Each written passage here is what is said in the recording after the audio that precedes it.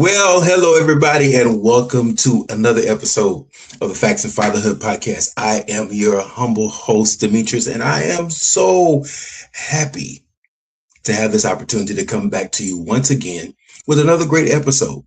Now, listen, you all know that I have the same goal and the same mission as always, and that is hopefully by the end of this particular podcast, you will be one step closer if you don't already love being a father. My goal is to help you love being a father. And if you already love being a father, to help you continue love being a father or love being a father even more and more every single day. That's what I want you to do. Love being a father the way I love being a father. And so that's why we're here. That's why we're in this space. We have a tough job, but as I always say, one of my favorite t-shirts tells me it is the toughest job you will ever love.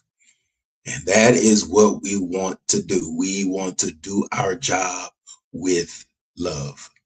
I am excited to have you here again.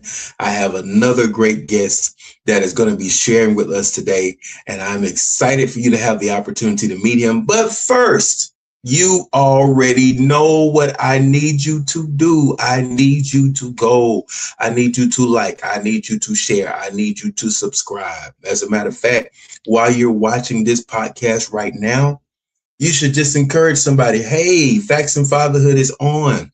Send a link to them and ask them to jump on and watch the podcast. And then do me a favor, ask them to like, share, and subscribe to the podcast. I'm having fun, and I hope you're having fun. You know, you can actually do it. You can actually go to my website right there with that little QR code. It'll take you right to the website, which is right down here, the facts, www.factsandfathers.com. A lot of great things over there for you to see. I'm hoping you're going to take the time and go over to the shop because we got some things over there that I think you're going to like.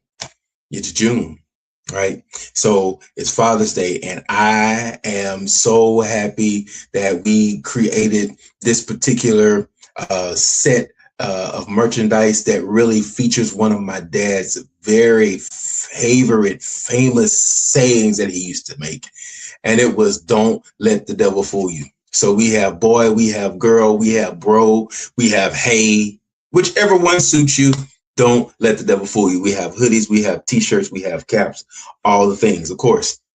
All right. And we even have, you know, this nice little hat that you see me sporting here for the Facts and Fatherhood podcast. This trucker hat seems to be pretty popular. So go over there and get your hands on it. OK. And then I'm so excited. At some point in time, you are going to get the opportunity to put your hands on this tool. That release date is coming very, very soon. So stay tuned. Keep watching. You're going to be so glad that you had an opportunity to get that book. And then I want you to couple it with the Fatherhood Target Practice Journal. This is for you to record, for you to journal, for you to remember the journey of development, or maybe just some memories that you want to have as during your growth process of fatherhood. It's a very good tool for you to have. Journaling is something that I find to be very good, very helpful, beneficial as I'm kind of tracking my progress with a lot of things. So go over there. There's a lot of stuff over there for you to see, for you to be able to get your hands on.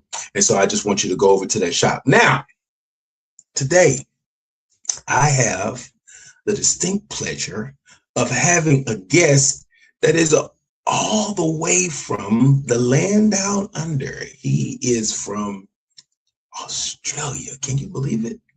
And so I want you to do me a favor, and I want you to give the warmest welcome to my guest in the person of Mr. Mitesh Khatri. I am so happy to have him joining us in the studio, and he's going to be joining us here in the studio in just a moment. There he is right there, everybody. Welcome, my friend, Mr. Mitesh Khatri. How are you doing today, sir? I'm really well, Demetrius. We spoke earlier in the week. I was in Sydney. I'm back in Melbourne, home in my study. So, yeah, pleasure to talk to you today. Superb.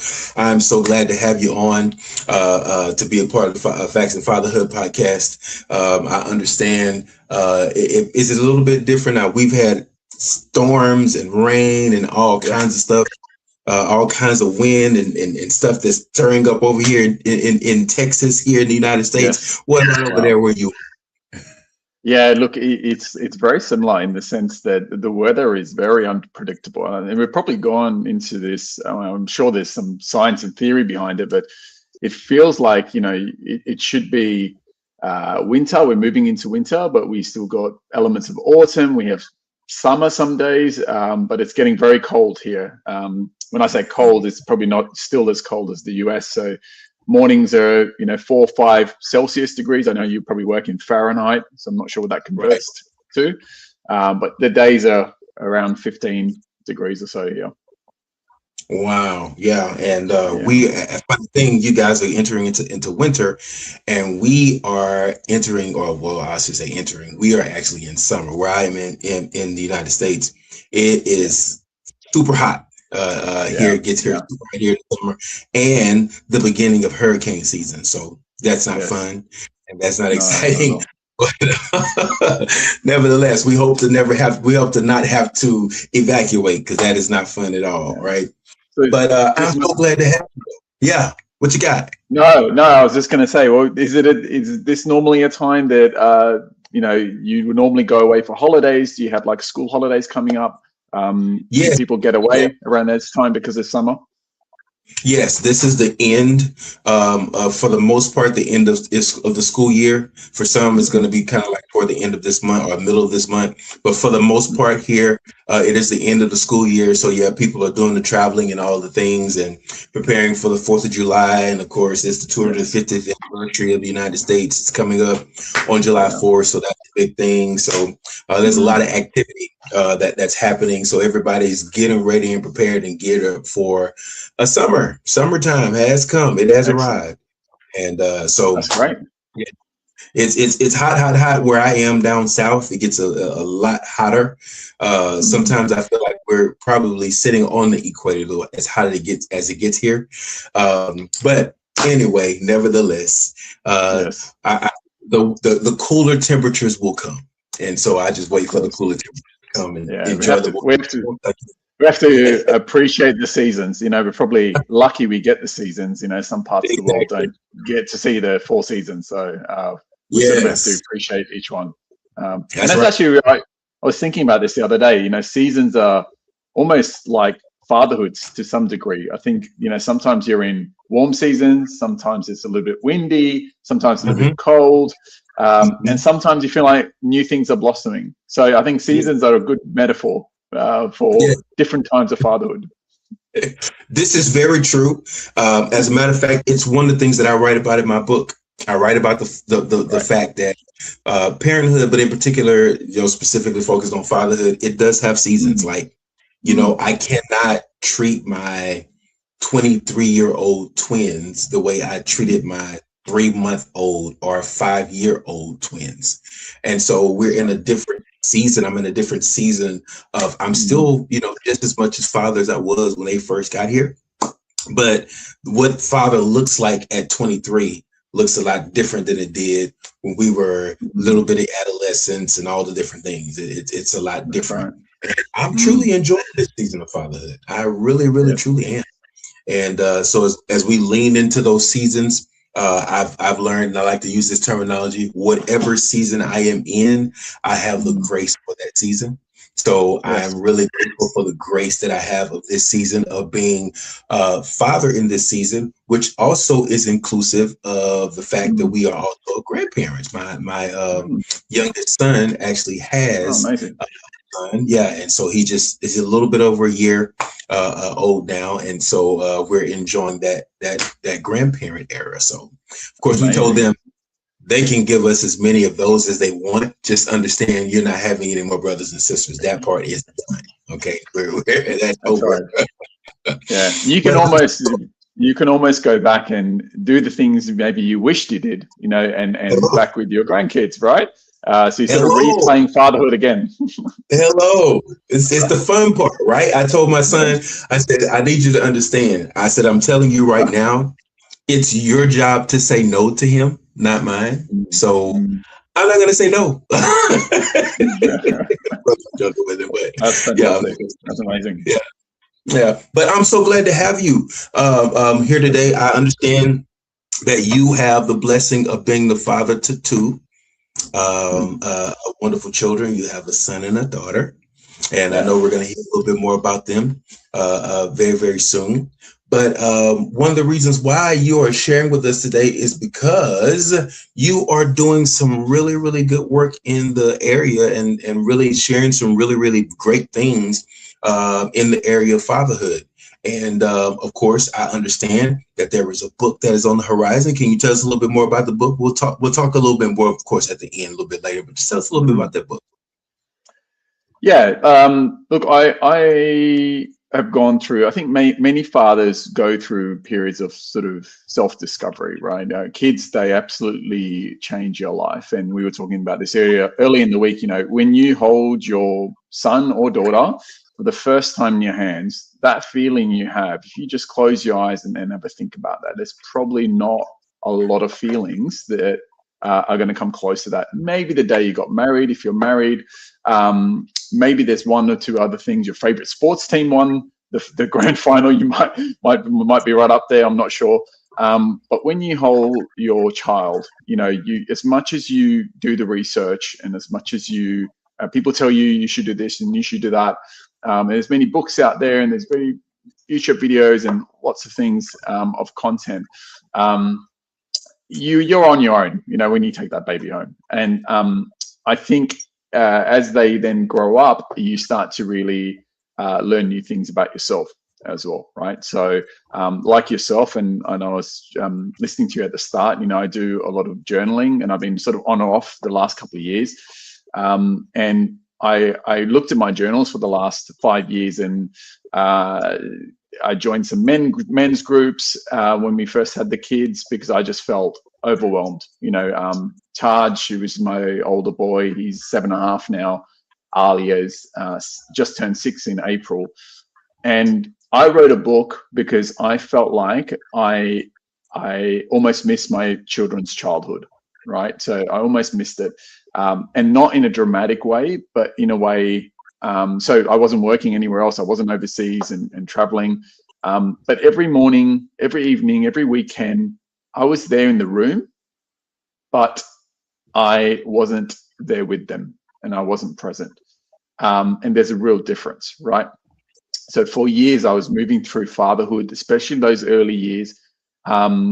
I felt like a man underwater, so work was very stressful. I was performing the role of fatherhood. So checking boxes, bath time, bedtime, school drop off. But my mind was completely somewhere else. It was on work. It was the stress of bills. It was like I need to do various things around life admin. I had my phone in my hands, and it was my son that finally said something out loud to me, which really broke me open, which made me realize I need to do something about this. I was in the kitchen, between the kitchen table and the dining table. He was playing some Lego, right? And I was there on my phone. And I was just scrolling Instagram, the usual blur posts, not really. Well, I'm not sure exactly what he was doing, and that was part of the problem, right? I was looking at my phone, and he looked up at me and he said, "You're always on your phone, Dad." And I defensively and almost instinctively said to him, "I'm not." And clearly I was lying to him because I was on my phone. And then I recognized something triggered in me that said, actually, I am on my phone. And then I said, I remember saying to him, "I just need to do this one thing." And I had nothing important to do. So I was trying to sort of justify my behavior. And I just remember a few moments later, I put the phone down. I had this heavy weight on my chest. I even speaking about it right now, I feel it. The guilt, the shame, a little, tremble in my hands that, my son had seen me more clearly than I'd seen myself. right? I was there in the room with him, but my mind was completely somewhere else, and I was not engaged with what he was doing. And he said it out loud, and I thought to myself, well, how many times has he seen this and not said anything? Where I've been there in the room, but actually not been connected and present with him. And I think all the, science, and you can read so much that sort of says, let's just be present, be present. Well, it sounds so easy, but actually it's very hard to do. You can't just think your mind to be present in the room. There are various neurological things you need to do around your nervous system to actually reset that to be in a state where you can actually show up. So I started a bit of a journey around discovery around that. And what I found was that very quickly, even today, it's not just me. Dads, whether they're in Australia, whether in the US, whether in the UK, modern fatherhood is harder than anyone really admits, right? I mean, the expectations have really changed. When I think about my father, he was the sort of breadwinner, he was the provider. We're meant to be that plus emotionally available for our kids, and we want to be, right? Most of us are running on empty most of the time and wondering why we can't be the fathers we want to be. So I wrote a book to really shift, really for myself, and you know how these things go. You write something for yourself and you end up helping other people along the way. And I wanted to not be the dad that was in flight or fight or fight mode, because you can't really run away from your kids. I mean, you do have that choice, but we don't. We can either fight with them or we can really father. And that's the book. That's the title of the book, Fight or Father. Using calm, which is a framework, using calm to stop reacting and start connecting. So yeah, happy to talk more around it, but it was a bit of a journey of discovery, and not just my story, but other dads in my network sharing their stories, putting the science and validity behind why we feel so trapped to be great fathers, but also great in our careers, great in our relationships. So it's a book about that. Yeah, that all of that is so important to really, really understand. Like, and then, I love how, you leaned into taking that moment in, as an opportunity for growth. One of the things that I've found very, important in my development as a father, and I share this with fathers quite often, is that, the better I develop myself as a man, as a person. And I'll tell you, I had an incident that happened. I'm the oldest of four, right? That's me. There's two sisters in between, and there's my baby brother. Well, in 2006, one of my sisters, the one that was born right after me, she passed away, right? Oh, wow. Sorry to hear that. Yeah, 2014, my baby sister passed away, right? So, that dynamic. But what happened, I learned something about myself at the first one in 2006. So I had, a lot of responsibility being the oldest, and trying to be strong for my family, my children, all the things, right? And trying to really work through all of these things. And what happened was I went for a number of months and never really did deal with the grief of losing my sister, because I was so focused on my role of responsibility, right? And I went for a period of months, and it wasn't until I ended up going away to this men's conference that was going on. I went to the men's conference, and I remember getting to the men's conference, and it was church men's conference. I get there, they're doing praise and worship, right? I get in, I put my stuff down, and I kind of, begin to engage in the worship service. While I'm engaging in the worship service, I literally become just flooded with tears. I just wept and wept and wept and wept and wept. And the funny thing was, this conference was 3 days long, and I was there for the 3 days, and I wept all 3 days. I just could not stop weeping, right? So what I realized in that, afterwards, hindsight is, kind of 2020 in some instances. I'm looking back, and as I'm evaluating, what all was going on, what all was happening, and took that time to evaluate, I could identify what was going on with me.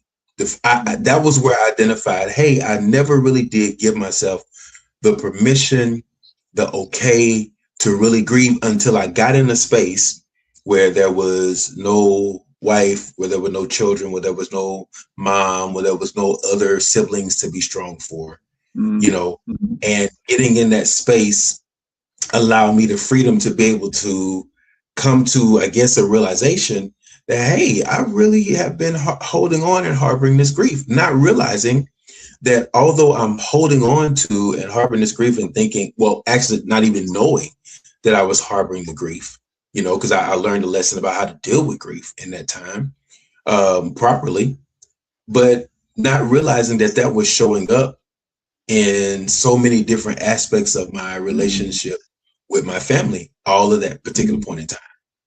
And so my wife talks about like how different I was, like when I came back and all the different things, and you know how things kind of started kind of changing a little bit, but it was because I had not dealt with what was truly going on within me. I hadn't dealt with that, right?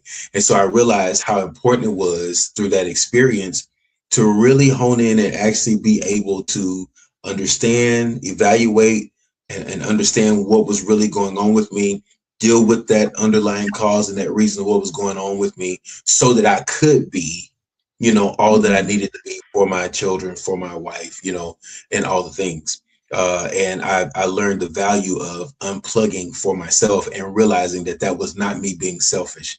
If anything, that was actually an act of love and an act of care and an act of kindness on the behalf of my children and my wife and so on and so forth, because I recognized I needed to deal with what was going on. And oftentimes, you know, I know that it's a thing, you know, being a pastor and counseling with other men and all this kind of different things like that. I do recognize that one of the main emotions that men often are geared toward expressing is anger. And a lot of times you go straight to that, you know, and really I've learned that anger is a defense mechanism, truly. Related a lot of times to something that is a deep-seated or deep-rooted fear. But that we go to that, you know, that there's the propensity to go to that space. So can you talk to us about, you know, the reality of why, you know, sometimes skip that. We can really skip to go straight to that. You know, I'm talking about from 0 to 200, you know, in like 2 seconds flat, right? We skip to that instead of really dealing with what's going on with us. Firstly, I just want to acknowledge your tragic circumstances. I really admired, you know, your courage to show your emotions in that setting, you know, and sometimes, you know, I think it speaks to probably universal truth really around that men are shown to perform. They're sort of expected to perform and not show weakness, right? Not show vulnerability. And still in society, you know, that, you know, it's changing, but that sort of norm still exists. Like you push through, you stay strong, you know, you fall over, get hurt, you don't cry, you push through, right? And a lot of us have not seen our fathers be emotional or be in tears. And I think, you know, we are learning and modeling off our role models, right? Whether it's our fathers from when we were young, whether it's from men when we were growing up. And I'll come to the anger bit in a minute, because I think I wrote a whole chapter around anger in my book. So I think around this performance element, we keep everything surface level. Right? Men don't go deep. We know this. Men suffer in silence. We don't talk as much. We know that the majority of suicides are men. You know, it's really tragic. The difference is between, I think, men and women is women have perhaps naturally and instinctively they talk around their issues and emotions a lot more. Maybe sometimes more than, you know, many partners want to hear, but it's critical, right, to get those emotions out. I always find that, you know, if I've got a lot going on in my head, I write that down on paper, And one of my mentors told me in the past that, this saying has always stuck with me is fear has no place on paper. Once you can take that out of your head and put it down, you've now allocated it somewhere. But often we don't do that. It's whether it's journaling, right? So journaling's great. The key sort of habit with journaling is it's taking all those thoughts from your head and putting it out on paper, right? Just not sort of ruminating in your head at 2 a.m. and you're waking up sort of thinking and trying to solve different things which you can't do anything about. You've actually given it a place to go. So I think, the value of journaling, amongst other things, helps. But, coming back to this performance bit, I just think about even today or this week, I do school drop off after the weekend, and I ask another dad, how's your weekend, right? And it's something we all ask at school. And it's almost the identical response I get from every dad. Yeah, good, busy, kids at sport, birthday party on Sunday, you know how it is. And there's a quick pivot then. How about you? Big weekend? And just like that, the conversation moves on and no one has anything real to say, right? So what we don't say is, well, Saturday morning started with a tantrum before breakfast. I lost my patience at 9 a.m. My wife and I barely spoke except to coordinate logistics. The birthday party was really loud and exhausting, and I was on my phone pretending to check something important, which I wasn't. Sunday was supposed to be a rest day, but it felt like another shift to survive. By Sunday night, I was more tired than Friday. And that's the real weekend, but things are good is what comes out, right? And I spent years sort of going, why is it so hard for dads to just speak the honest truth? I'd be at weekend sport with my son, coffee in hand, watching him play soccer. And I look at the other dads and go, they seem to like they've got it together, right? It's just me that's struggling. But it's not just me that's struggling. We're all struggling. And we're all sort of suffering in this silence. And what that leads to is sort of parental burnout. And, you talk about quite a real tragic, unfortunate situation where you've bottled up this, tragedy and not expressed that. And it comes out in ways that you don't, really expect. And at times you don't really expect. So what do we do as men? I think we move too quickly into burnout mode. Holding all this emotional weight, and we don't really seek help. We withdraw into our works, into our phones, into Netflix, into eating, into alcohol or other drugs, and I think it was a conversation I had with one mate of mine one night where I it was after one or two drinks. So be it, but he sort of said to me, he told me everything was falling apart. Work was relentless. His wife was exhausted. His kids were acting out. He felt like he was failing everywhere and trying hard, but failing everywhere. And, I could have said, well, I could have said anything in those moments, but I just said something back to him. I said, same here. And we talked for 2 hours and we talked real stuff. And I remember thinking, why did it take so long to have a conversation like this? And I think that, amongst other things, obviously my son telling me on my phone, I decided to do something about it. I want men to stop suffering in silence and actually see vulnerability as strength, to use techniques like journaling, to talk to their mates, join a men's group, go do something active and physical for your body where you can do it with a group of men, whether it's playing soccer or going for a run or cycling or anything, right? I think that where we may have done some of that sort of engagement with men in the past, like the pub or the bar, that's sort of fading away over time. It's sort of less socially acceptable. We still do it, but not to the same degree. And we're also busy, but we're not making time to let those emotions out and connect with other men. So I think my sort of big message is, how do we not suffer in silence? Recognize that we're all going through the same thing. We're just internalizing it, right? Rather than talking to others about it. Yeah. And yeah, no, I'll let you go, and then we can talk about anger a bit as well. Yeah, I love it because and one of the things I often, again, when we talk about, anger, um, how it really is a defense mechanism. There's something else in there that is making me build this wall or put up Yep. this, defense. And one of the things that I talk about when I talk about emotions, right? And I like to talk about this when I'm doing one of my, some of my fatherhood workshops. Mm. Emotions were given to us as a gift. And I say that because, unfortunately, a lot of us are dealing with damaged emotions. So we're not Mm. really able to utilize that tool the way we should. But I often say that emotions are indicators. They shouldn't be navigators, but they should be indicators. Yeah. And the example that I utilize, of course, we're men. So, for the most part, most of us are going to understand the analogy of the warning lights that come on the dashboard in the car. Yeah. I need those sensors. I need all the things that work up under that hood to make sure if something is going wrong, that Mm. indicator light comes on.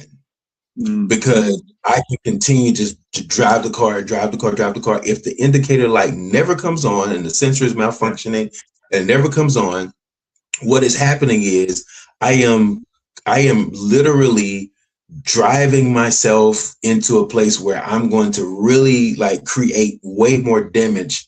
And it probably could have Mm. started off as something really simple, like a simple fix, right? But That's right. if that indicator light never comes on and I'm never aware of what's going on under that hood, I will be causing considerable damage. And in some cases, engine failure could be, because I was not able to address what was going on. Or if the light comes on and I have the habit of ignoring the light. I mean, you can only ignore your Mm. fuel light coming on Mm. for so long before Mm. you are Mm. literally going to be sitting on the Mm. side of the road looking for somebody to push or walking with a gasoline can to the Mm. to the nearest gas station to be able to refill. So it's a good thing that those lights come on the dashboard because they Yep. are indicating to me, okay, there's something going on. And then what I need to do is be as smart as the car manufacturers, right? The car manufacturers have a manual, they have an owner's manual, they have a maintenance, guide and all the things. And what you find is you find in that maintenance guide or in the owner's manual, you will find a little page in there that has these different symbols and these different signs that tell you what your instrument cluster Mm-hmm. that indicate all those different lights. What is this indicating? What does this mean? This Right. light means this little symbol means that. And then it gives you the instructions about what you need to do whenever you see that light come on. And our Yep. emotions are like that, right? So Yep. our emotions really are those indicators that let us know, hey, something is going on, something is happening. And so I need to really be able to build out a framework and be proactive and say, hey, it's going to happen. At some point in time, if you drive the car, some of the lights are going to come on. Our air Yep. pressure, something's going to come on, right? So when the Mm. light comes on, I need to have a action plan or game plan as to what I'm going to do whenever that light comes on. But I don't need to suppress the light. See, so emotions were not made to be suppressed; they were made to be expressed, right?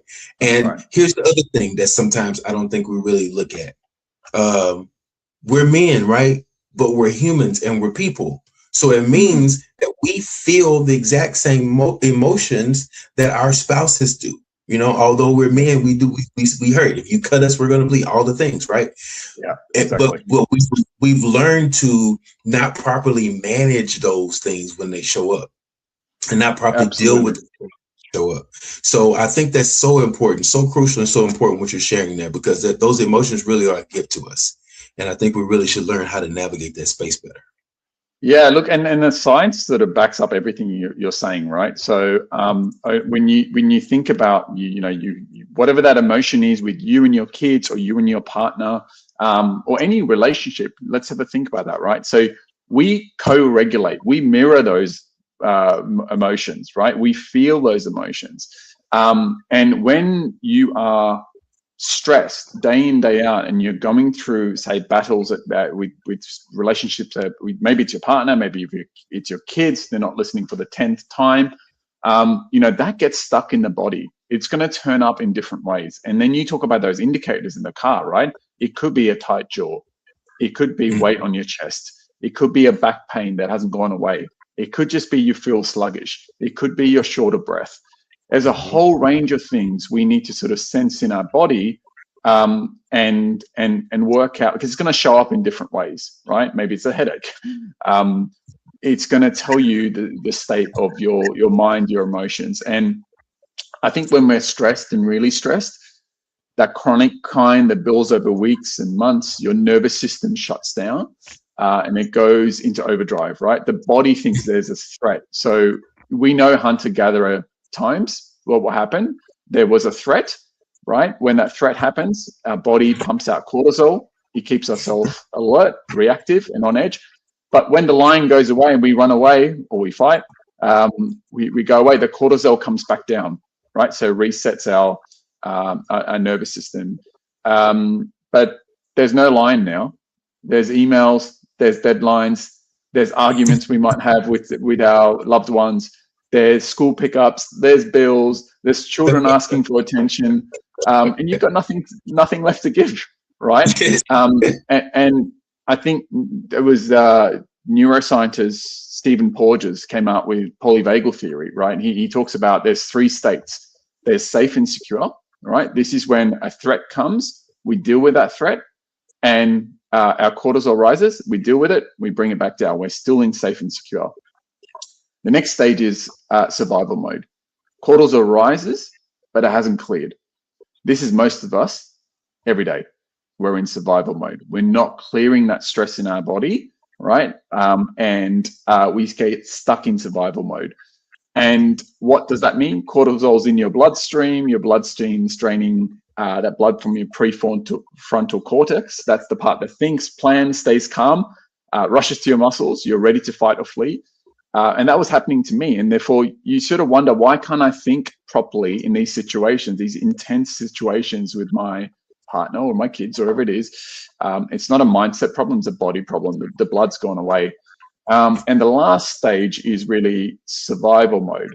Now, I was probably in survival mode every day or every other day. This is when you completely shut down. This is when you are there in the room, but you're not there.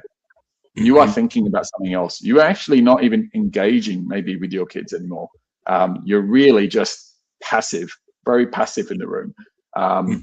So I think, we're coming back to sort of seeing those indicators in our body, and sort of touching on anger a little bit. Now, I think anger is an interesting emotion. I've wrote a whole chapter on this, and I did quite a bit of research. It was funny, this chapter didn't exist in my book until the 11th hour. I had a conversation with my father, actually, and it made me write this chapter, and really explore anger in more detail. So anger's interesting because anger is an emotion that we feel, right? Something happens and we get stressed out. We skip the real emotion. That's what happens. Stimulus, we go straight to anger. We bypass the emotion that's underneath that, right? So we've learned to shut down emotions underneath. And this is where journaling really helps. This is where pausing, breathing, having a think about what you're really feeling, right, can really help men unlock what's underneath that anger, right? So if we're hurt, that can become anger. If we're fearful, that can become anger. If we're disappointed, that can become anger. If we're sad, that will go straight to anger. So by adulthood, that conversion from the raw emotion of what it is to anger, it's so automatic. We just straight away raise our voice, right? And we get angry. So it's a lot of deep work to sort of unpack what's the emotion really underneath. Because, when my son doesn't listen to me and I've told him 4, 5, 6, 7 times to put the shoes on, right? I get angry, I get frustrated, I raise my voice. But maybe really underneath that, if I take a pause, is I'm hurt. I'm talking because I'm thinking I'm talking to you and you're acting like I don't even matter or exist right here, right? Maybe it's fear. We're going to be late for school and I'm going to look like I can't manage my own family, right? It's my turn to do drop off this morning. Maybe it's disappointment. I wanted this morning to go a particular way and smoothly, and it's falling apart again. Maybe it's sadness. I only have an hour with you right now before I have a full day at work, and you don't even want to be with me right now. So you look at the emotion underneath anger and start labeling that. What do your children do? They model that and they do the same thing. So when they have a fight with their sibling or with you, they don't raise their voice and get angry. They actually recognize those emotions that are going on. Is it sadness? Is it hurt? Is it disappointment? Maybe it won't happen straight away, but as you do that more and more, they're going to model that behavior, right? And they're going to be able to sort of understand, actually, this is not real anger. There's something else that's really disturbing me underneath. So I think those real emotions, so critical for us as dads to unlock, and don't just skip straight to anger, because anger feels powerful, feels like action. It doesn't make us vulnerable. And our children learn, let's just do that, right? Let's just get angry as well. And when feelings get big in my body, and my little body, what I need to do is get loud. I need to get angry. They're learning the same thing that they're seeing in the room. Whether it's from you, whether it's from your partner, they're watching everything. So I think, we need to say things like, I'm not angry. I'm just really disappointed. I really wanted us to have a good morning, and it's not going the way I thought. And it's funny, right? You get in the car with them, you're dropping them to school or whatever it is. Whenever you have these moments with them, maybe it's in the shopping center and they want to buy a toy or a lolly and you're having a public meltdown, right? They get over it pretty quickly. Those sort of things. They get over it once you're out of that city, and you're still holding on to it, and it's ruined your day. So I think, that requires a lot of vulnerability. It requires a lot of deep work and journaling to really work out what's underneath there, and how do I bring out the real emotion and teach my children to do the same thing, so they can have vulnerability and not just go straight to anger, because we skip the emotion that's really underneath. Yeah, that is really, really good, because a lot of times that's what I'm talking about. You need to really have, it's because these things are going to happen, right? Conflict is going to happen. The misses between communication, all the things are going to happen. So it's a good thing to learn to practice to clearly identify what's really going on. Like, I'm not really just mad. I'm not really just angry. Like, I really am disappointed, or I really am sad. Absolutely. Like, clearly, what it is, and really speaking to, the reality of what it is, and that way we can actually deal with what's actually there. Because a lot of times, going straight to that anger, all we do is really just make that 10 times worse than it has to be, and, when it really could have been a little bit more simple, the conflict really could have been resolved a little bit easier, if we really could have those honest moments of talking about, like, what our disappointment is. Because a lot of times you'll start to find out, because, listening to you actually reach a point of connection, right? Where you're like, hey, instead of this person is just like in a my favorite Marvel character, a Hulk, Incredible Hulk version, of course. in the face. That's it. And I'm understanding better, right? And I think of my son, right? And I think, like, he's like the Hulk, because you're trying to teach the Hulk that men can be sad, they can be disappointed. It doesn't have to be destruction all the time, and you get into fight mode and get angry, right? You can feel hurt without hurting others. That's possible to do. And if it's your daughter, then you're teaching her, what emotional availability looks like in a man, right? She's learning what to expect from men, right? If she's in a relationship with a man, she learns that she deserves someone that can label what's underneath, right? Rather than making her guess what he's feeling. So you're breaking that chain, and really understanding that emotion underneath. And I remember, I don't get it right all the time, and by no means perfect, but I just remember one night where I did do this for a while, for a couple of weeks. And then one night I had a issue with Taj, my son. And I said to him, I just paused and said to him, waited 5 seconds. And I said, Taj, I'm not angry. I'm just really tired. I've had a hard day and I don't have much patience left. I don't have much left to give anymore. Can we start again? And he looked at me, like he really looked at me, and he just nodded and said, okay, Dad. And Wow. that was it. There was no explosion, no repair needed, no damage to undo. It was just honesty and vulnerability. And in that moment, I chose to connect with him and fight with him. And it doesn't happen all the time like that. But if you can start to change, you can start to change that ratio of how that's turning up, those moments, those really heated moments, labeling the emotion, and showing them what vulnerability looks like. I think you start turning, those scales towards the right side. Yeah, because that's the beauty of it. As fathers, we're always teaching, aren't we? Absolutely. I mean, not even when we're not teaching, right? They are watching everything. Yes. They absorb everything.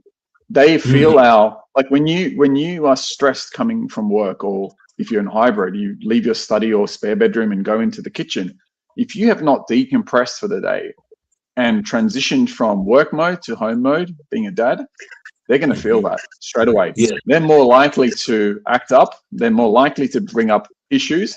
They're more likely to disengage. They're more likely to fight with their siblings because they feel the stress from your body. They have this thing like the science, this neuroception, where they're constantly scanning for threats, and they feel that threat. Even when you're not saying or doing anything, it's in your body. It's in the tension in your body. Yeah, and I'm saying, I remember, one point in time as I began to, identify, exactly what I needed to have that point of decompression. I really would often say, okay, guys, because, you think, okay, when you get off work, there's the drive home, which these days can be extremely stressful, not necessarily relaxing or peaceful. But then you get home, and I would often say, okay, all right, guys, I know you're happy to see me. I know you're glad to see me. Give Dad 30 minutes. Yeah. Just 30 minutes, and just let me just sit and be to myself for a minute.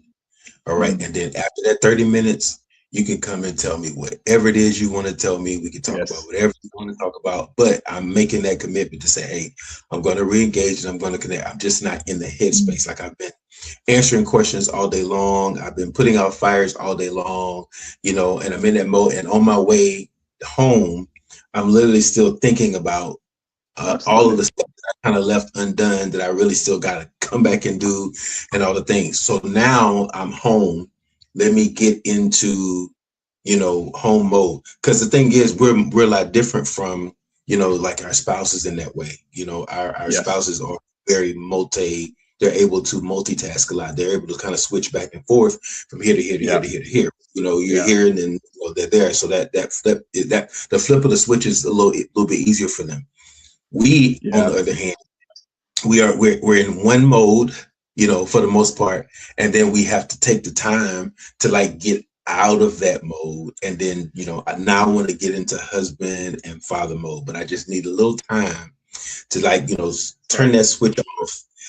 Maybe I'm gonna, during that time, that 30-minute period, I'm gonna go and take me a soak in the bath, or I'm gonna go and take relaxing shower, and put on some soft jazz music or something like that, while I do that, just to kind of give myself time to settle in and tell myself, like, I know I physically walked in the door, but I'm going to tell myself, you're home now.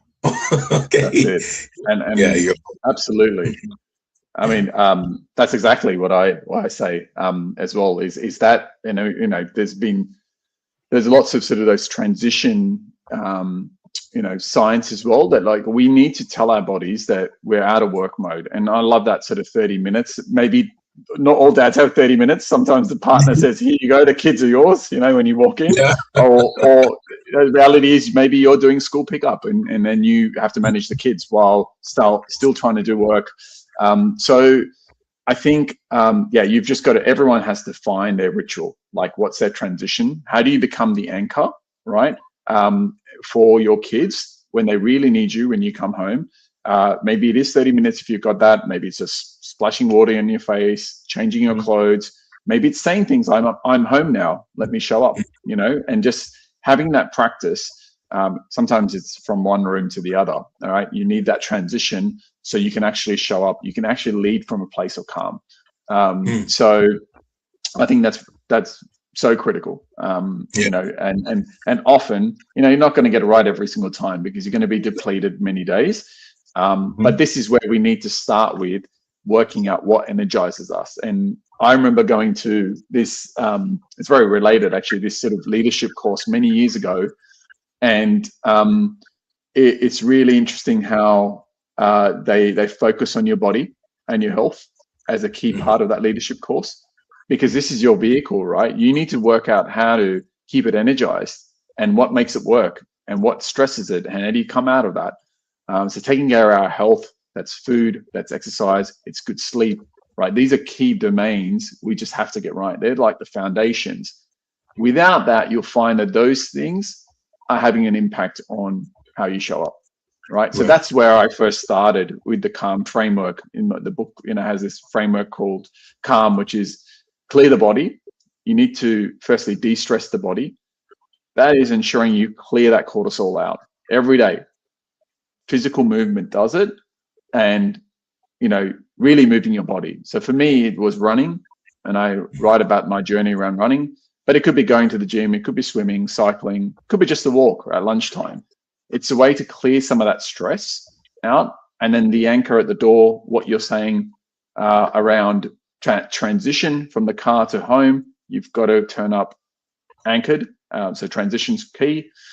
The L in calm is leading with calm. So leading with a calm mindset can only happen if you're turned up in the right way. And the last one is probably the most important, the M in calm, model and repair. When we get it wrong, when we have to come back and repair. And many of us as parents feel, I don't need to apologize. I don't need to come back and repair that. They annoyed me. They got me really peed off, and I'm out of there, right? So I think that's probably the most important skill set. The last one is the model and repair, because you are teaching them how to do the same thing, right? You know how it is. I just think about the other day. You know, they're fighting and they're shouting, and then you're sort of saying, "Stop shouting," and you're shouting, and you're sort of doing exactly what you're telling them not to do. Exactly. So what are they learning? I think it comes back. It's the most important step. We have to model the behaviors we want, and there's lots of research showing that if we don't do that, then at some point in the years they're going to look for modeling from somebody else, whether it's their peers, whether it's some celebrity, or maybe they're already doing that. They're looking for role models to follow. Let that be yourself and your partner, if you can. Why not? Why not? That is so phenomenal. So again, what is the release date for the book again? What is that release date? So it's 1 month from now, 6th of July. But the Kindle is already available for pre-order. So it'll just land in your Kindle device on the 6th. But the paperback will be ready on the 6th of July. So all ready to go. And I'm just doing final checks. So I don't know if you guys that are on it. That's my author copy there. Green cover, fight or father. You can probably search it in Amazon now. So it'll be available on Amazon and other bookstores as well, but Amazon's probably the place to start. So really excited. I'm getting lots of great feedback on it. So hope you enjoy it. Hope your readers get something out of it. Yes, I like it. So guys, you hear it. Okay, you can go to Amazon, search for the book Fight or Father. Okay, and then of course I know that you're on social media, so Facebook and Instagram and all the things. I am. So we can. I'm not the best. I'm not the best at social media. I'm still sort of very new to it all. But you can search me up on Instagram and Facebook as well. But yeah, the fightorfather.com. If you go and put in an email there, you can have the first 2 chapters and the introduction for free. So no obligation. But obviously, the book's out on the 6th of July if anyone's interested to learn more. All right. I think you guys should do yourselves a favor. And guess what? Father's Day is coming up. So Mm, perhaps this may be a good gift for someone to be able to get that, maybe, it's in that space or needs that. So I'm going to ask you to do something for me before we depart. sure. So of course, as we talk about, all these different things, and we always want to, leave on a note where there's hope, in the situation, because we all have those moments and those times where we've got to go back and fix things and repair Mm. the what's been done. So, what advice would you give to dad who's like, at that point, like, I know something's got to be different. I know something's got to be done different, and I really Mm. have got to fix this, but they don't necessarily know where to start. What would you tell them?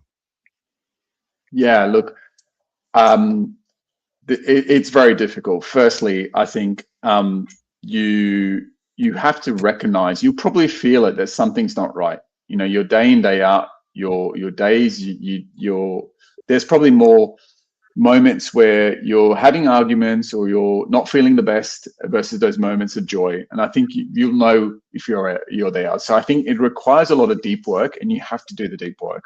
And what I mean by that is really thinking about those situations, learning some tools and strategies and tactics that you can use to better your relationships, better your eating habits, better your exercise habits, better your sleep habits, right? These are the foundational things that I talk about in the book.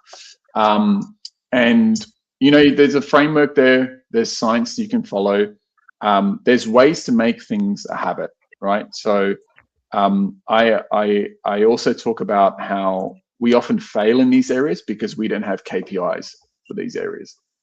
We do Mm, great in work with visions, values. Here's the culture. Here are the goals. Here are my quarterly targets. Here are my weekly tasks. Here are my monthly goals.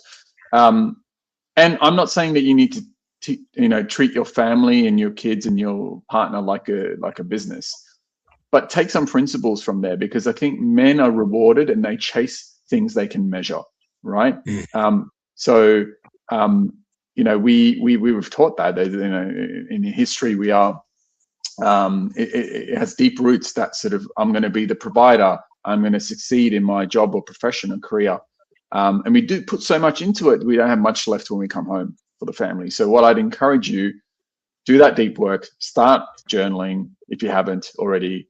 Look for, there's things like the gratitude journal, just or your journal. I'm really interested in. I'll have to get a copy of that. But talking about things that you're grateful for in your life, and you know, looking at looking at ways how you can show up better through just really starting with those basics. So what I would do is start with yourself.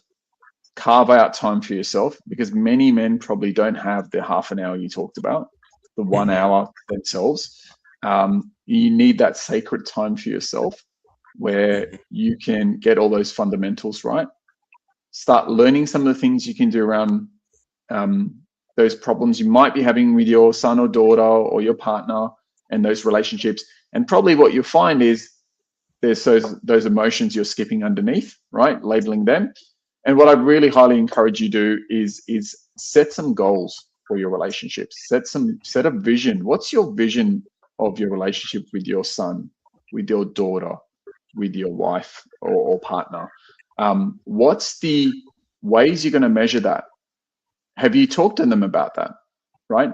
How are you tracking that quarterly, monthly, weekly? Right. So for me, as an example, I have something every quarter with Taj where I say, you get to choose the day, what we do. Right. Every quarter we do something. It might be going to a theme park. It might be going to the arcade. It might be going wherever, going out for lunch and ice cream. You get to choose. That's our sort of date. Right. On a weekly basis, it could be that I see him say 3 nice things to somebody else. I know I've done my job. He's been mhm, kind. He's shown compliments to some other people. That's a sort of weekly measure. It could be that I've spent X amount of time with my daughter, right? Just doing exactly what she might be wanting to play Barbies and cubby houses and cafes in her room. I've spent at least 30 minutes doing that this week, right, with her. So those measures, maybe it's, with your partner, it's a date. You've gone on at least one date and had a real conversation beyond the logistics of running the family and the kids. So have those measures, track those measures, because I'm sure many of your listeners would have read things like Atomic Habits, James Clear. We are all creatures of habit ultimately, and we need to build the right habits that that have the overarching goals, that have the overarching vision of where we want to go. So starts with deep work, but there are tools, tactics, and strategies that you can learn, and I talk about a lot of that in my book. So hope you enjoy. I love it. I love it. So guys, do yourself a favor. Go on Amazon, look it up, Fight or Father. And if you want to go ahead and dig in, go ahead and get that Kindle version and look up Mitesh on the social media, and then go to the www.fightorfather.com. Is that correct? That's right. Okay. Yep. And go over there and see what's available. You can get the first 2 chapters free. All right. And you can begin your journey. I've had a lot of fun today, Mitesh. I've really enjoyed this. Yeah, you are the first guest that I've had the opportunity to talk to, that you're talking to me on a different day than I'm actually in. Wow, there you go. So cool. I think I'm from the future, so you've got to listen to me. That is so cool. That is so cool. But listen, I've had a lot of fun. Thank you so much for being my guest today and coming and joining on Facts and Fatherhoods podcast and sharing what you're sharing. I know there's so much more. So guys, we appreciate the work that you're doing. Continue with that, because a lot of us need to work on that, being calm and doing it. It's one of the things my children always said that they really appreciated about what I learned to do. It wasn't something that was easy. I really had to learn how to do it. But you know what? It is definitely doable, and you will appreciate what the rewards look like on the other side of that. All right. So thank you guys again for being a part. Don't forget, like, share, subscribe. Do the same thing for my friend Mitesh here. Like, share, subscribe. Go on to the socials and do all the things so we can help make ourselves better. Remember, one of the things we always say on the podcast too is, I am a good man doing the best I can, but working to make my best better, because there's always going to be room for improvement. All right, guys, thank you so much for joining us again. We've had a whole lot of fun, and we definitely appreciate you for watching.